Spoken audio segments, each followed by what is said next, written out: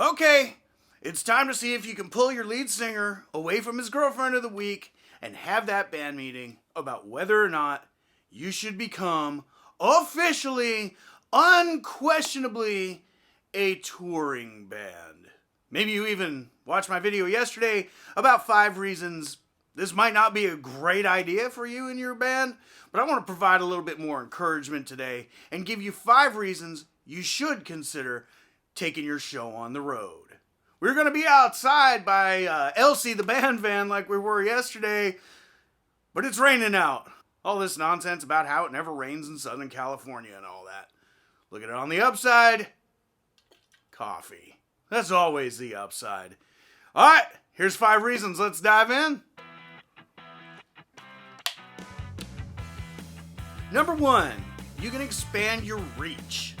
What I mean by that is if you play in your own hometown every Thursday, every Friday, every Saturday, a Sunday matinee gig in the afternoon, eventually people in your hometown are going to be like, you know what, it's all starting to taste like chicken, man. They're not going to see you 4 times a week. I mean, maybe you have a super hardcore fan who will do that, but you might want to think about whether they're stalking you or actually excited by your band, right? Let's talk about what part of touring can be that a lot of people don't necessarily consider or even think about. Touring is not necessarily hopping in the van, leaving for 3 months, and playing at least 1 show in all 50 states. It doesn't have to be that. If you're from Southern California like me, if you leave home, say on a Thursday, and you play Los Angeles, California, and then the next night, Friday night, maybe you play in Henderson, Nevada, and Saturday night, maybe you play in Tucson, Arizona, and then Sunday, maybe you play in Phoenix, or maybe you play in Yuma, or maybe you play back in Riverside, California, or something like that. Guess what? You're a touring band. That's a great way to find success. And also, measure your success when you go, and try to make that measurement metric about reach. The way I was measuring our success when we were out on the Extreme Tour last summer was whether or not we were picking up email subscribers. Did we improve our reach? Do we now have contacts with people in Gallup, New Mexico, in Bullhead City, Arizona? Reason number 2, you should think about touring. It creates a hell of a buzz. It really does. People get excited. Perception, maybe it's not everything, but it's definitely something. And if people see that you are taking on the initiative to get out there, do all of this legwork yourself, travel all around, play 4, 5, 6 nights a week in all different cities, there's something kind of in the musical community and the music fan community that's respectable about that, especially if you're doing it on your own and you don't have an agent and you don't have a support staff helping you out. I mean, it is an enormous undertaking, and you do get a lot of respect, and you do generate a lot of buzz, even in your home community. Alan, my singer from Fuzz Huzzi, he has this great saying, and I think there's a lot of truth to it. Why do they treat you so nice every city when you're out on the road? Because they know you're leaving.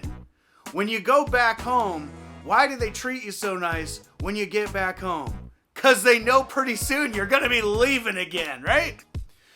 Number 3, social media content and also social currency. Let's talk about content first. See, you see how I did that? This is like a twofer, baby. All right, let's talk about content. Sometimes when you're just at home and you have a show on Saturday night and your next show is maybe in like 3 weeks and nobody's written any songs, so you don't have any exciting studio footage to share on your social media, where are you coming up with the content? So when you're on tour, every moment of that entire time you're gone is pretty much content-worthy material, except with the possible exception of when you're sleeping. Although, I did create content of D-Mac on the Extreme Tour last June taking a nap in a church pew, listening to the, bluegrass version of Rocky Top. All right. And I posted that in a YouTube video. So many things that happen to you when you're on tour never happen to anybody who's following your social media. It is a completely foreign experience to them. They can live vicariously through you by watching your videos and looking at your Facebook or your Instagram posts about different things that you're doing. Some videos of everybody chatting and goofing off in the van.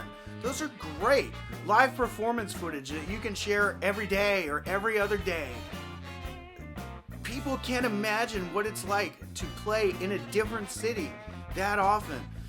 I loved getting footage of different local places in towns that we went to. There's a great little record store, like actual vinyl shop in Klamath Falls, Oregon, called Retro Room Records. Most of Fuzz Huzzi's fan base has never been to Klamath Falls, and I have, and so I can share with them a little bit about what that town has going on for it. Social currency, social proof, means it kind of backs up point number 2. It backs up the buzz. Not only can you see the bookings on our calendar, but you can actually see photos, you can see videos from all of those locations. We've proved that we actually went there because there we are. Speaking of social media, if you like the videos here on Cory's Drum Takes, please do hit that subscribe button, ring the notification bell. I mean, my kids even told you to do it yesterday, right?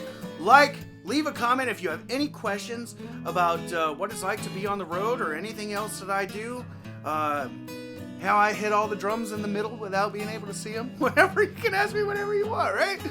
The fourth reason you should consider touring is it brings you together as a band. Well, at least if it doesn't break you up, right?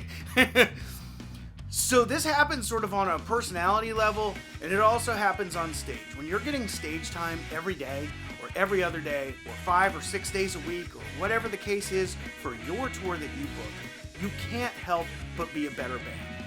Now, here's something that maybe you haven't thought about, is you do need to be careful because you do not always come back a better musician because you don't get practice time like you do when you're at home. When I was out on the Extreme Tour last summer, my time with the drum kit was setup, sound check, and we had like a 25 or 30 minute set every other day. And it was never working on things that I needed to practice. It was always playing the prepared show. And the only changes would be we might switch out a song or two from night to night. If we got bored with the exact same set, we'd trade one song in the set out for another song that we hadn't been playing. So it maybe doesn't improve your chops as an individual musician, but improves you as a band because you get so much stage time, and stage time is the highest pressure time there is out there. In the studio, you might think that's high pressure time because it's costing you money or whatever, but you can always do take 73. On stage, you get take 1 and that's it. And the fifth reason you want to consider touring is the life experience. I mean, I have so many incredible memories from all the touring I did last year. Going to Alabama, opening for Disciple. I'll never forget how cold it was. I thought it was cold for our set. We had the best set time of the whole day for that show.